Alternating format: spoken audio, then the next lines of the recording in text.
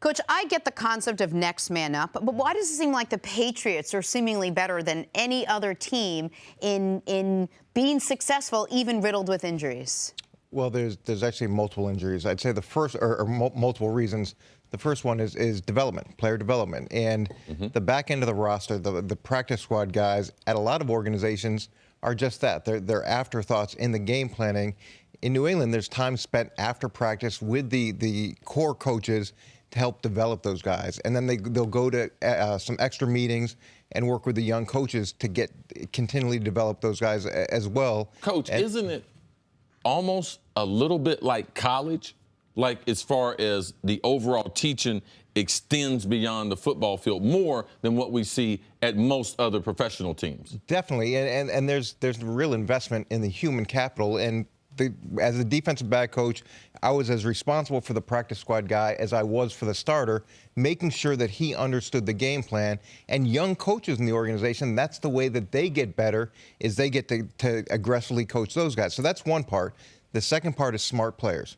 So you get guys that can play multiple roles without a lot of repetitions at practice, that can take the extra time and be able to push that into playtime when they get involved. And the third thing is vision. So as a DB coach, we had Troy Brown, and Troy Brown was at the tail end of his career, 12 years as a wide receiver, excellent slot wide receiver, but we needed depth in the secondary. So all through training camp, he worked as the star, the inside slot DB. And my last year there with Troy, he played more snaps on defense than he did on offense. So here's a 12-year veteran who's been incredibly successful, that's willing to go and play on defense, learn the scheme, and then actually play in the games and play effectively.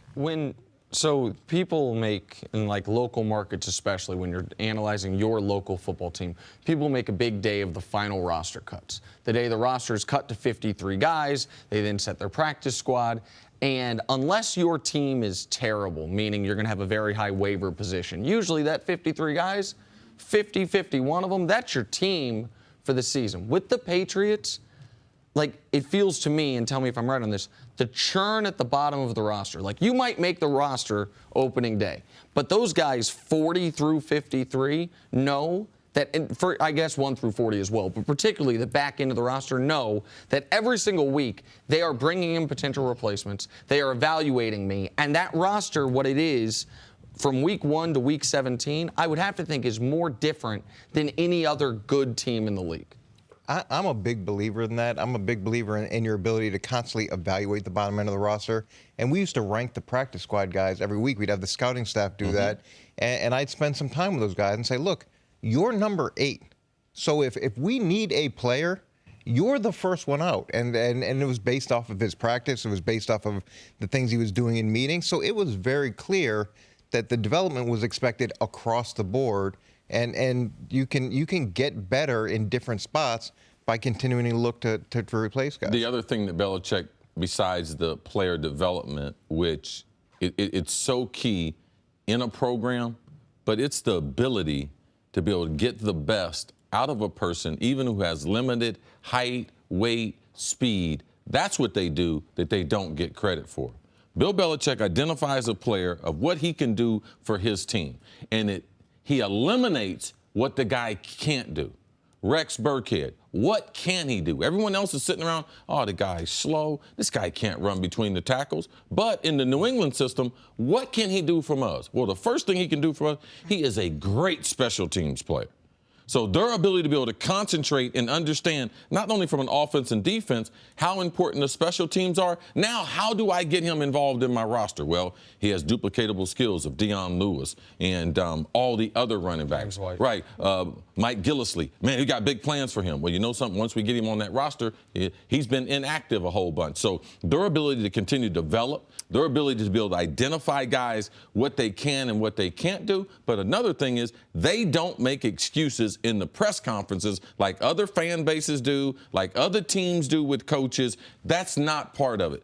Injuries are part of football. It's my job to put a team out there. So that's something different that New England, how they're going to address the injuries and the little bit of information that you're going to have. The last thing that New England has in its faith, they have the cachet of That's Bill Belichick, and players will surrender and sacrifice more to be with them, to try to get a ring, to play with Tom Brady than they will anywhere else. What's my example of that? Martellus Bennett. His career is over. His shoulder is shattered. His body is in shambles. He tells Green Bay, man, I'm out of here. I'm done.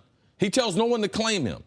Guess who claimed him? Bill Belichick. You know what he tried to do for 2 weeks? He tried to get his body out there so he can play with New England. And that's the buy-in that no other team has, and no other team is going to be able to have that besides Belichick, especially as long as he has Tom Brady. It was funny early on as the DB coach. I was 28 and I was working with Ty Law, and there's something I couldn't get Ty to do. You know, we hadn't built our relationship the way it needed to be built at that point yet.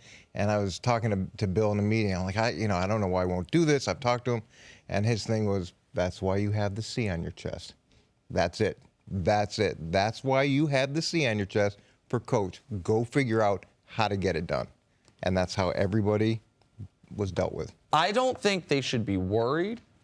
I think they should be excited, because Philadelphia at 10-1 has one thing, or doesn't have one thing, that every other team with at least 8 wins has. And that's multiple wins against teams that you might see in the playoffs, teams that are going to be playoff teams. Philadelphia has, of their 10 wins, only one of those wins has come against a team with a winning record.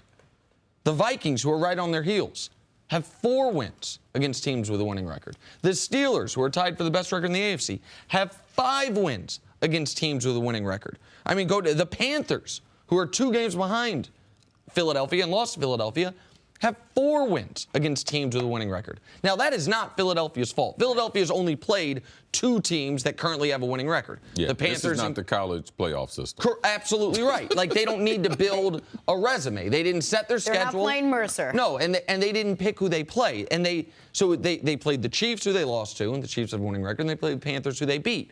But as far as confidence for them going into the postseason, beating teams that are similar to or the same teams that you might see, they could see the Seahawks in the playoffs. They could see the Rams in the playoffs. Yeah. So I don't think they should be worried about it. I think they should look at it as a really good opportunity for them to solidify themselves against not the best teams, but some of the better teams in the league. Thanks for watching. Subscribe here to get the latest from the show. Also, be sure to check out more of the best clips from First Things First, or go watch a few segments from our other shows on FS1.